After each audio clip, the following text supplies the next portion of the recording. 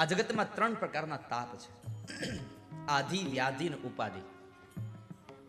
આ ત્રિવિધ તાપો છે. આધિ, વ્યાધિ અને ઉપાધિ. આધિ એટલે કે જે વસ્તુ નથી એની આપણને જે દુઃખ છે એ આધિ છે. વસ્તુ નથી એનું દુઃખ એ આધિ છે. વ્યાધિ એટલે આ શરીરમાં જે દુઃખ આવી રહ્યા છે એ વ્યાધિ છે. અને ઉપાધિ એટલે કે જે વસ્તુ છે એનું દુઃખ છે. ઘણાને સંસારમાં દીકરા ન હોય ને એનું દુઃખ હોય, અને ઘણાને 4 દીકરા પણ એક કયું ન કરતા એનું દુઃખ હોય.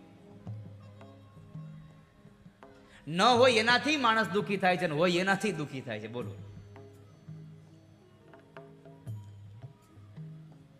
ભાગવતનો આત્મદેવ નામનો બ્રાહ્મણ સંતાન ન હતું તો સંતાન માટે મરવા ગયો, અને જ્યારે સંતાન મરવા માટે ગયો ને સંતાન મળ્યું, અને એ સંતાન ધુંધુકારી એવો બન્યો કે જેને લઈ અને પોતે ઘરેથી નીકળી ગયો.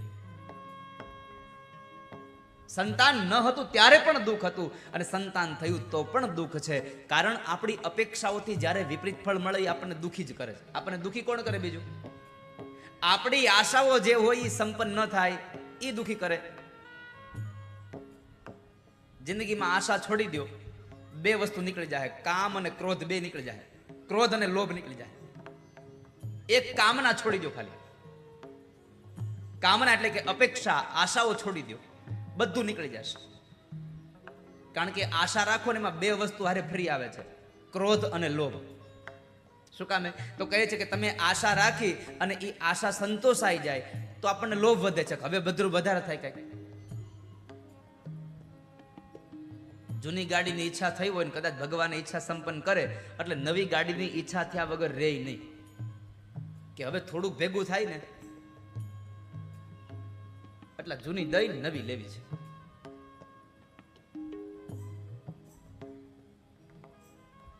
જૂની દઈ નવી લેવી છે.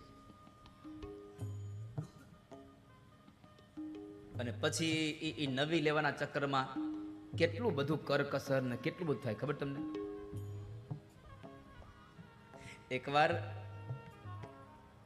રાજાની હજામત કરનારો એક માણસ રોજ સાંજે એના ઘરની અંદર વાજિંત્રો વાગે, સંગીત સંધ્યા થાય, બધા લોકો આવે, આનંદ કરે.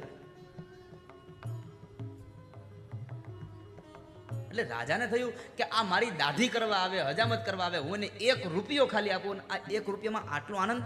એટલે એને એના પ્રધાનને પૂછ્યું, પ્રધાન, આટલું બધું કેમ આના આનંદ થાય છે? તમારો રૂપિયો આનંદ કરાવે છે. કેમ? તો કહે છે અહીંથી રૂપિયો લઈને જાય અને સાંજે બધાને બોલાવે છે, જમાડે છે, અને સૌનું સંગીત ગાયન કરી અને એ રૂપિયામાં આનંદ કરે છે. બંધ કરાવી દઉં? કેમ બંધ થાય? તો જુઓ હમણાં.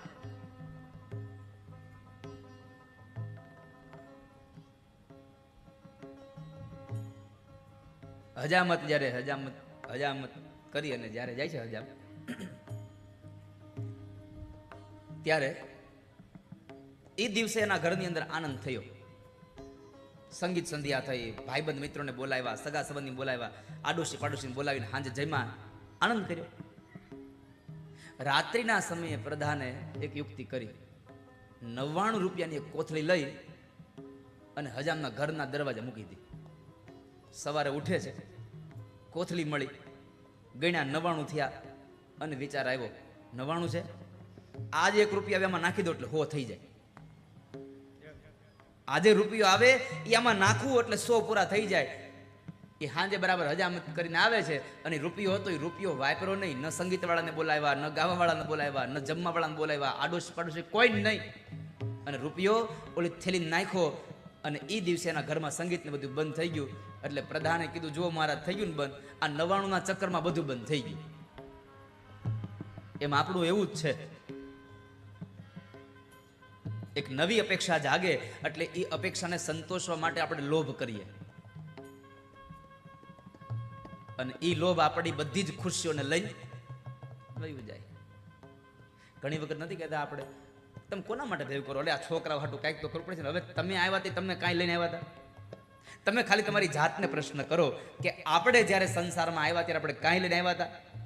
કશું જ લઈને નહોતા આવ્યા. અને આજ આપણને ભગવાને આપણી મહેનતનું ફળ કેટલું આપ્યું છે, કેટલું આપ્યું આપણને.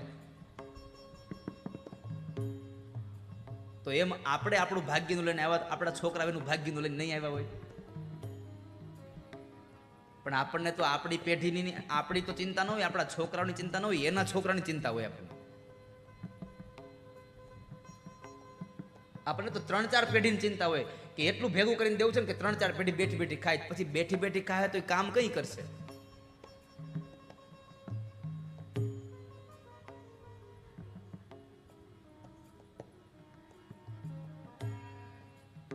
તો એક તો જે હોય નહીં એનું દુઃખ છે, અને એક હોય પણ કઈ કામનું ન હોય એનું દુઃખ છે.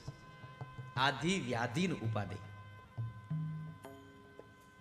તો અપેક્ષા રાખશો ને સંતોષાઈ જશે તો તમારો લોભ વધશે, અને જો તમારી અપેક્ષા રાખેલી સંતોષાશે નહીં તો તમારા જીવનમાં ક્રોધ વધશે. માટે અપેક્ષા, કામનાઓ જ છોડી દો, ન લોભ વધે ન ક્રોધ વધે.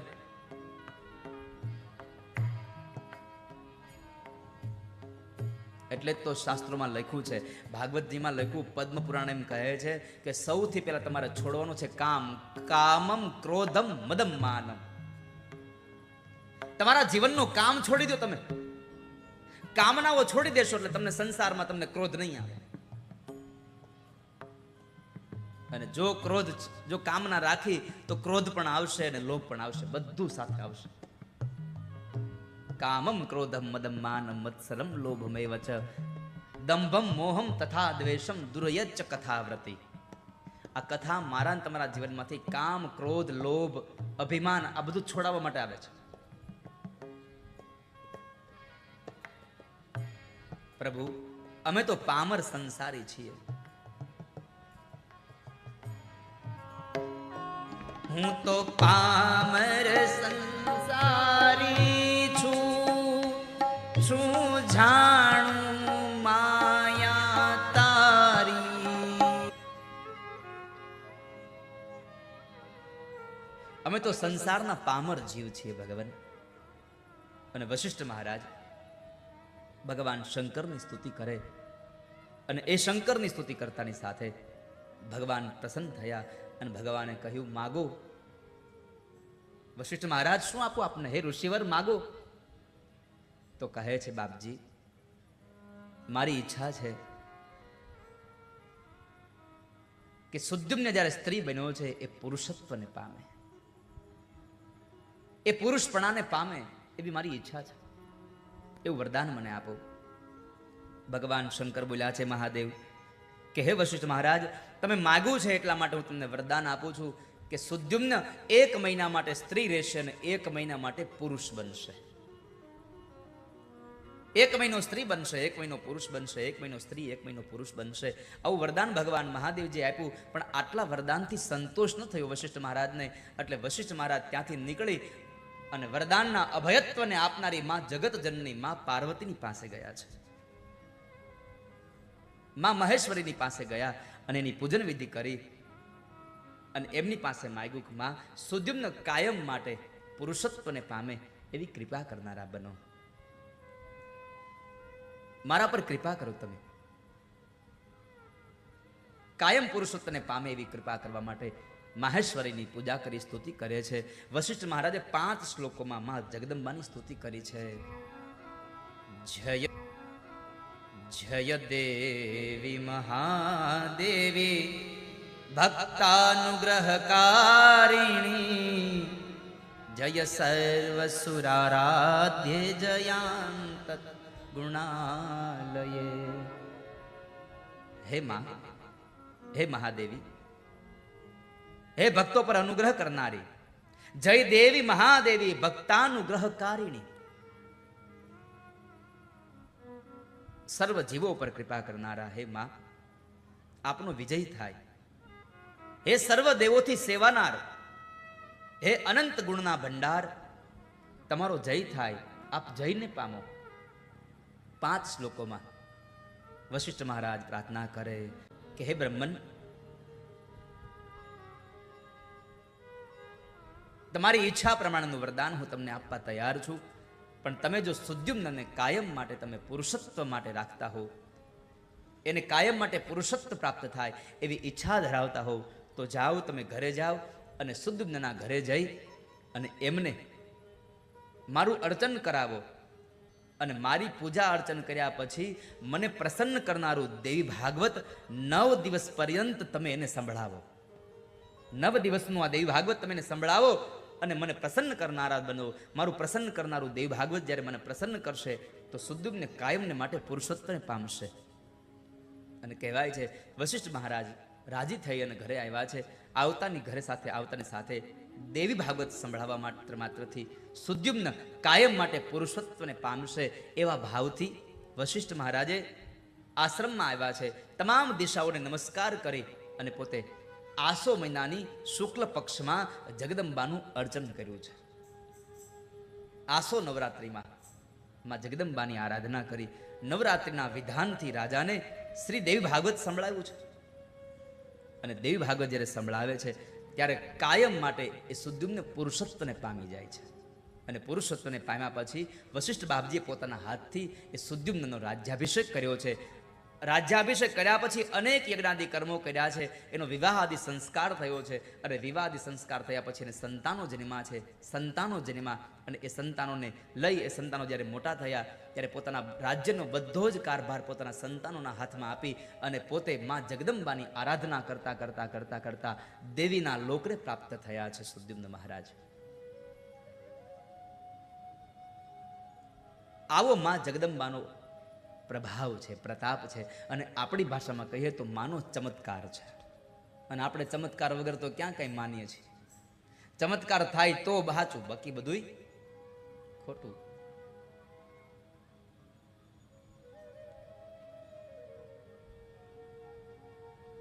કાર્તિકેય મહારાજે જ્યારે આવો સુંદર સંવાદ, સુંદર કથા, માં દેવી ભાગવતની કથા, માં જગદંબાની ઉપાસનાની કથા જ્યારે અગત્ય ઋષિને કઈ બતાવી તો અગત્ય ઋષિએ વળી પાછું કીધું, બાપજી મહારાજ મને દેવી ભાગવતનો મહિમા હજી કંઈક કહો ને. બાપજી મને દેવી ભાગવતનો મહિમા કહો ને. સાંભળો મુનિવર, હે બ્રાહ્મણ સાંભળો, તમને બીજી એક કથા કહું ભગવતી જગદંબાની. પૂર્વે ઋત્વાક નામના બુદ્ધિમાન મુનિ હતા અને તેમને ત્યાં રેવતી નક્ષત્રના અંતિમ પાદરૂપ ગંડાત યોગની અંદર એક સંતાનમાં દીકરો થાય છે. સાંભળજો બ્રાહ્મણો, અને આપ સૌ પણ સાંભળજો. હજારો વર્ષો પહેલા લખાયેલું આ શ્રીમદ દેવી ભાગવત, અને એમાં એ દેવી ભાગવતની કથામાં જ્યોતિષ વિશેની ચર્ચા કરી છે. અત્યારે આપણે કોઈ સંતાનનું જ્યારે આપણે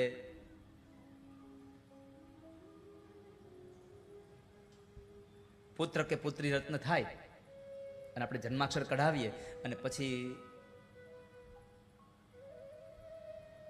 ગોરબાપા એમ કે તમારે આ શાંતિ કરાવવી પડશે, એટલે ઘણા શું કહેતા હોય, હવે એ તો એનું ઊભું કરેલું જ હોય, એનું જન્માક્ષર કઢાવો એટલે એનું ઊભું કરી જ લે.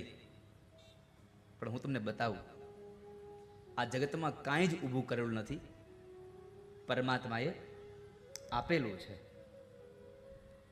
પરમાત્માએ આપેલું છે વાલા. આ બધું જ પરમાત્માનું નિમિત્ત છે.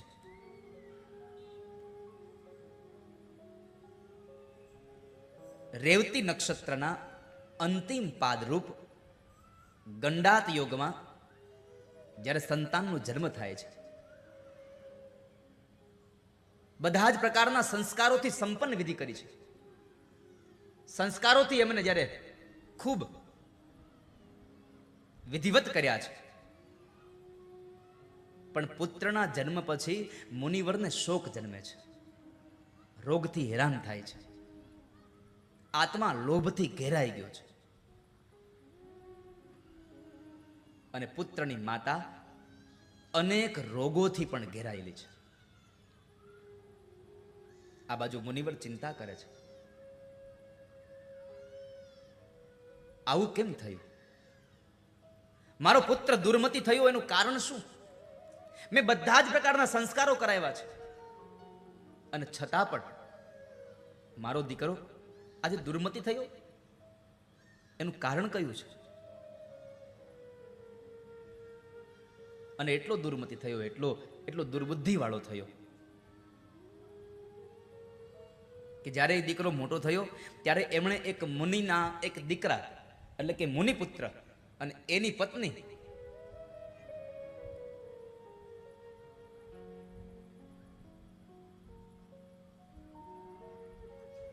એક બ્રાહ્મણના દીકરાની પત્નીનું હરણ કરી અને એને લઈ આવ્યો છે.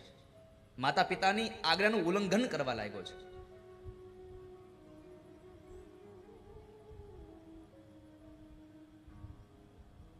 અને જ્યારે સંતાન મા બાપની આજ્ઞાનું ઉલ્લંઘન કરવા લાગે ને ત્યારે એ સંતાન પ્રત્યેનો ભાવ મા બાપને ઘટી જાય.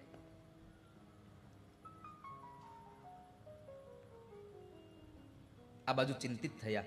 એક વખત તો ઋત્વાક મુનિ બોલ્યા છે કે આ સંસારમાં પુત્ર રહિતપણું સારું. આ સંસારમાં દાંપત્ય જીવનમાં પુત્ર રહિતપણું સારું, પણ કુપુત્ર થાય એ ક્યારેય સારું નથી. સંતાન ન હોય ને એ હજી સારું છે, પણ સંતાન થયા પછી ખોટા માર્ગે વળી જાય ને એવું સંતાન ન થાય ને એના કરતા સંતાન ન હોય સારું.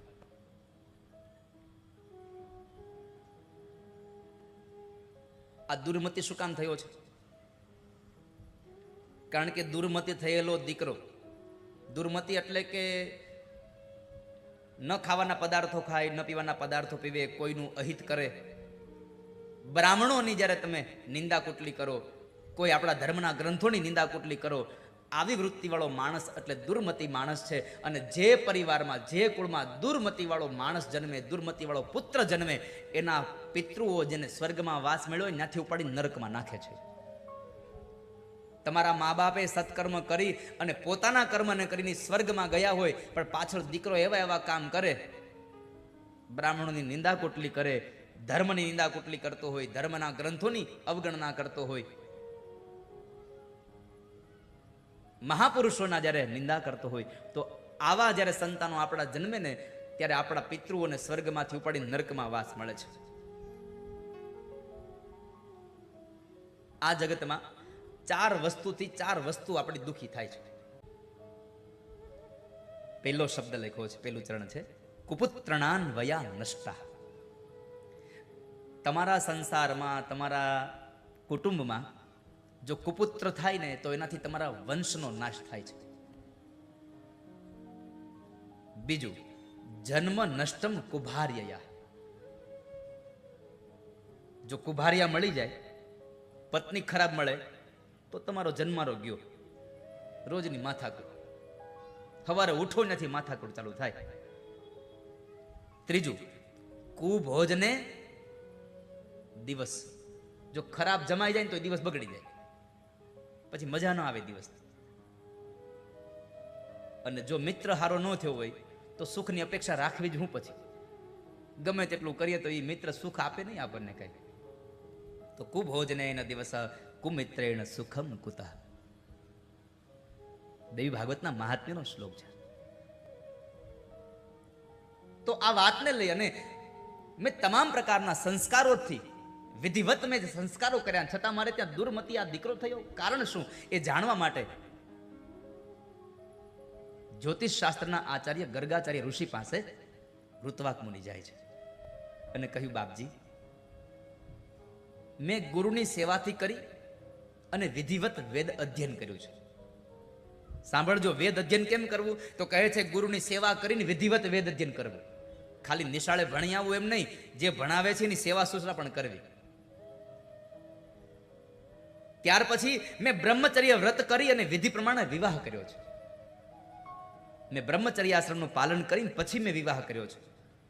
મેં મારી પત્ની સાથે ગ્રહસ્થા ધર્મના નિરંતર એ ધર્મને પાળ્યો છે. મારો ગ્રહસ્થી જે ધર્મ છે એને મેં નિરંતર પાળ્યો છે. મેં જીવનમાં પંચયજ્ઞોનું વિધાન મેં વિધિ પ્રમાણે કર્યું છે. મેં વિધિ વિધાન પ્રમાણે ગર્ભાધાન સંસ્કાર કર્યું, અને છતાંય મારે ત્યાં દુર્મતિ આ પુત્ર કેમ થયો મને બતાવો ને. અને ત્યારે જ્યોતિષ શાસ્ત્રના આચાર્ય ગર્ગાચાર્ય ઋષિ કહે છે કે મુનિવર, ચિંતા ન કરો. આમાં તમારો, તમારા પુત્રની માતાનો, તમારા કુળનો કોઈનો અપરાધ નથી. આપણે નથી કહેતા અમારી ઘરે આવો દીકરો થયો તો અમે ક્યાં પાપ કર્યા હશે? એ આપણા પાપને લઈને આપણે ત્યાં દીકરો થયો. સમજો, આપણા પાપને લઈ અને આપણે ત્યાં દીકરો નથી આવ્યો. કાં તો એના ગત જન્મનું કર્મ એને લઈ આવ્યું છે, આ રીતે એની પીડા ભોગવી રહ્યો છે, અને કાં તો કોઈ એવા સમયમાં એનું પ્રાગટ્ય થયું છે, એના સમયમાં એનો જન્મ થયો છે, એના લીધે થઈને આ દુઃખની યાતના ભોગવી રહ્યો છે. તો બાપજી, નથી એની માતાનો દોષ, નથી મારો દોષ, નથી મારા કુળનો કોઈ દોષ. તો મને બતાવો તો ખરા કે તો મારે ત્યાં સંતાન કુપુત્ર કેમ થયું? શા માટે કુપુત્ર જન્મ્યો? સાંભળો બ્રહ્મન, આ તમારા દીકરા કુમતિ થવાનો, દુર્મતિ થવાનો એક જ માત્ર કારણ છે કે રેવતી નક્ષત્રના અંતિમ અંશરૂપ ગંડાત યોગમાં એનો જન્મ થયો છે, એટલે દુરાચારી થયો છે. એટલે બ્રાહ્મણો જુઓ તમને કહેશે કે આનો ગંડાત યોગમાં, આનો યોગ ગંડાતમાં જન્મ થયો છે, એટલે આની યોગ શાંતિ કરાવી પડે.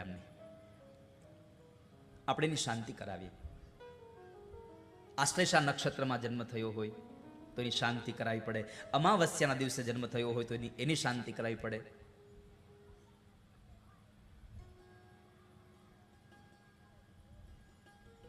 પણ તમારો સંતાન દુરાચારી થયોનું એકમાત્ર કારણ છે એ ગંડાત યોગમાં જન્મ પામ્યો છે. બાપજી, તો હવે એની શાંતિ, મારા દુઃખના નિવારણ માટે શું કરું હું? અને ત્યારે ગર્ગાચાર્ય ઋષિએ કહ્યું, એક કામ કરો, દુઃખની શાંતિ માટે મંગલમય અને દુર્ગતિનો નાશ કરનારા જગતજનની તમે દુર્ગાનું યત્નથી તમે એનું અર્ચન પૂજન કરો. તમે માં દુર્ગાની ઉપાસના કરો, એની આરાધના કરો. અને એ જ સમયે ઋત્વાક મુનિએ આવેશમાં આવી અને રેવતી નક્ષત્રને શાપ આપ્યો કે તારા રેવતી નક્ષત્રના ગંડાત યોગમાં મારે ત્યાં જન્મ થયો, સંતાનનો દુર્મતિ થયો, હું તને શ્રાપ આપું છું, તું આકાશમાંથી નીચે પડીશ. અને રેવતી નક્ષત્ર શાપને લઈ અને નીચે પડે છે. અને જ્યારે નીચે પડે છે ત્યારે કુમુદ નામના પર્વત ઉપર પડે છે. અને કુમુદ નામના પર્વત ઉપર પડે છે, અને એ રેવતી નક્ષત્ર કુમુદ નામના પર્વત ઉપર પડે છે, એટલે એ જ કુમુદ પર્વત રૈવત પર્વત તરીકે ઓળખાતો થયો છે. અને જ્યારે રેવતી નક્ષત્ર એના પર પડે છે તો એ સમૃદ્ધિવાન બની ગયો છે, અને એ રૈવતક નામે પ્રખ્યાત થયો છે પર્વત. ગર્ગાચાર્ય મુનિના કહેવા મુજબ ઋત્વાક મુનિ પોતાના ઘરે આવી, પોતાના આશ્રમમાં આવી અને માં અંબિકાનું સ્તવન કરે છે, માં અંબાની પૂજા અર્ચના કરે છે. અને એ અંબાની પૂજા અર્ચનાને લઈ અને અંતે સુખ સૌભાગ્યને ભોગવી રહ્યા છે, સુખ સૌભાગ્યને પામી રહ્યા છે. જ્યારે રેવતી નક્ષત્ર આકાશમાંથી પડે છે ત્યારે એના તેજમાંથી એક કન્યા ઉત્પન્ન થાય છે. અને એ કન્યાનું નામ પ્રમુચ નામના ઋષિએ, પ્રમુચ નામના મુનિએ એનું નામ આપ્યું છે રેવતી. એને આશ્રમમાં લઈ આવ્યા છે, પોતાની દીકરી જાણી અને પુત્રીની પેઠે એનું લાલન પાલન કર્યું છે, એને પોષણ કર્યું, એને મોટી કરી છે. એક વખતના સમય, ઘણો સમય વ્યતીત થયો અને દીકરી જ્યારે ઉંમર લાયક થાય છે ત્યારે પ્રમુચ ઋષિને એમ થયું કે મારી દીકરી મોટી થઈ ગઈ, એનો વર કેવો હશે? બહુ બધી જગ્યાએ વરને શોધે છે એના માટે, પણ વર ક્યાંય મળતો નથી. ઘણી તપાસો કરી પણ યોગ્ય જ્યારે વર નથી મળતો ત્યારે ઋષિ અગ્નિશાળામાં જાય છે અને અગ્નિશાળામાં જઈ ભગવાન અગ્નિની આરાધન કરી અને એમણે અગ્નિને પ્રશ્ન કર્યો કે મારી દીકરીનો વર કેવો છે? અને ત્યારે અગ્નિદેવ બોલ્યા છે કે ઋષિવર, ચિંતા ન કરો, તમારી કન્યાનો પતિ છે દુર્દમ નામનો રાજા, એ તમારી કન્યાનો પતિ છે. અને એવા સમયે રાજા શિકાર માટે, દુર્દમ જે છે શિકાર માટે જંગલમાં આવે છે. જંગલમાં ચાલતા ચાલતા બરાબર ઋત્વાક એ પ્રમુચ ઋષિના આશ્રમે આવે છે. અને દુર્દમ એ રાજા વિક્રમસિંહ નામના રાજાનો દીકરો હતો. કાલિંદી રાણીના કુખથી જન્મ્યા હતા અને પ્રિયવ્રતના કુળની અંદર એની ઉત્પત્તિ થઈ છે. આશ્રમમાં પ્રવેશ કર્યો, મુનિને ક્યાંય જોયા નહીં, પણ એક સ્ત્રી દેખાય છે એટલે સ્ત્રીને સંબોધન કર્યું કે હે પ્રિય. આશ્રમની અંદર ઋષિવર મુનિવર દેખાતા નથી, મુનિવર ક્યાં ગયા છે? એટલે સ્ત્રીએ સંબોધન સાંભળી અને કહ્યું કે મુનિવર આશ્રમમાં છે પણ અગ્નિશાળામાં ગયા છે. સ્ત્રીનું વાક્ય સાંભળી એ જ સમય ત્યાંથી નીકળી જાય અને દુર્દમ નામના રાજા ઋષિવર પાસે ગયા છે. દરવાજે આવીને ઊભા છે આવેલા રાજા દુર્દમને જોઈ અને પ્રમોચ ઋષિએ પોતાના શિષ્યોને કહ્યું કે ગૌતમ આદિ ઋષિ શિષ્યોને કહીને કહ્યું કે તમે આમને અર્ઘ્ય પ્રદાન કરો. આગતા સ્વાગતા કરે છે, બેસાડ્યા છે અને જ્યારે પ્રણામ કર્યા, ચરણની સેવા કરે છે, જ્યારે બેઠા છે ત્યારે ઋષિવર મુનિવર બધા જ પ્રકારના એના કુશળ સમાચાર પૂછે છે. એક વાત પૂછે કે તમારા રાજ્યમાં બધા સ્ત્રીઓ આનંદમાં છે, હું તમારા પત્નીનું નહીં પૂછું કારણ કે તમારા પત્ની અહીંયા છે. ઋષિવર આવું બોલ્યા છે કે હું તમારા પત્ની વિશેના સમાચાર નહીં પૂછું કારણ કે એ અહીંયા કુશળ છે. દુર્દમ રાજા આશ્ચર્ય પામે છે કે મારા પત્નીઓ બધા તો ત્યાં છે અને અહીંયા મારા પત્ની ક્યાં છે? સુભદ્રા વગેરેની બધી જ સ્ત્રીઓ મારી ત્યાં રાજ્યમાં છે. એટલે દુર્દમે પ્રશ્ન કર્યો, બાપજી તમારી વાત બરાબર છે, પણ મને બતાવો તો ખરા, મારી સ્ત્રી મારી પત્નીઓ તો મારા રાજ્યમાં છે અને છતાં તમે એમ કહો છો કે તમારી પત્ની અહીંયા છે? હા રાજા, તમારી પત્ની અહીંયા છે.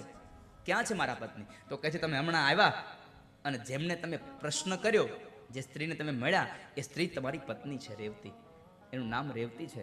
અને આમ પણ અત્યાર સુધી એને કોઈ પુરુષ સાથે મિલન જ થયું અને તમે પેલા વેલા મળ્યા છો ને તમે એને સંબોધન શું કર્યું? હે પ્રિય. એ તમારા માટે છે, એ તમારી પત્ની છે, તમે ભૂલી ન જાઓ.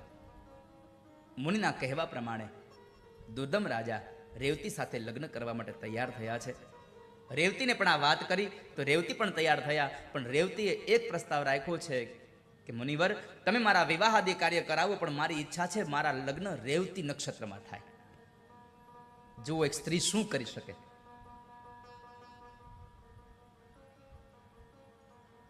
મારા લગ્ન રેવતી નક્ષત્રમાં થાય. ઋષિવર કહે છે અરે પણ બેટા, રેવતી નક્ષત્ર તો આકાશમાં છે જ નહીં, તો હું તને ક્યાંથી લાવી આપું અને એમાં ક્યાંથી લગ્ન કરી આપું? એને તો ઋત્વાક મુનિએ એને નીચે પાડ્યું છે. તો રેવતી નામની કન્યા એટલું બોલ્યા છે કે શું આ જગતમાં એકમાત્ર ઋત્વાકે જ તપ કર્યું છે? તમે કોઈ તપ કર્યું જ નથી?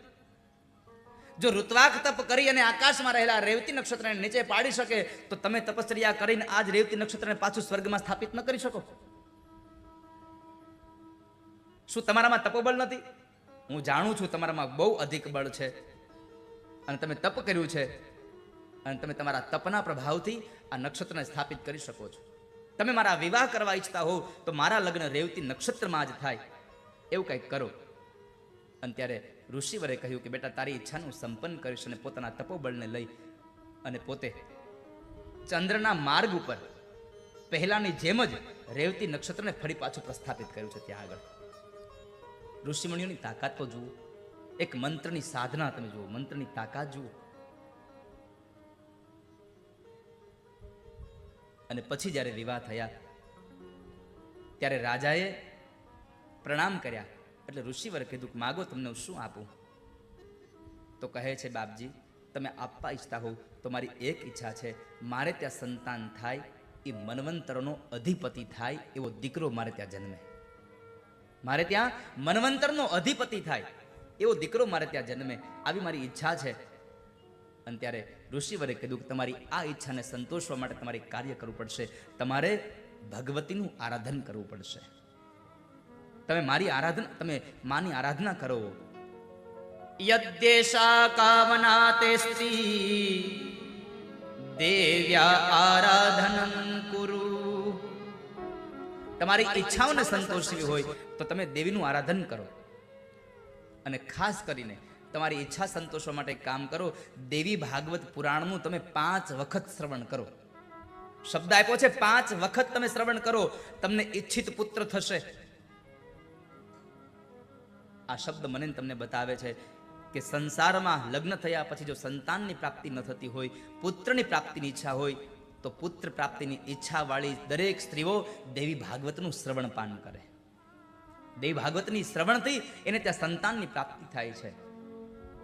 એટલે તો તમે જુઓ, સંતાન પ્રાપ્તિ માટે આપણે રાંદલ માતાજીના લોટા તેડ્યા હોય, ન્યા બેનો ગીત ગાતા હોય. કોઈ દી શંકરના મંદિરે જઈને કીધું નહીં ધોયો ન ધફેલો મારો સાડલો.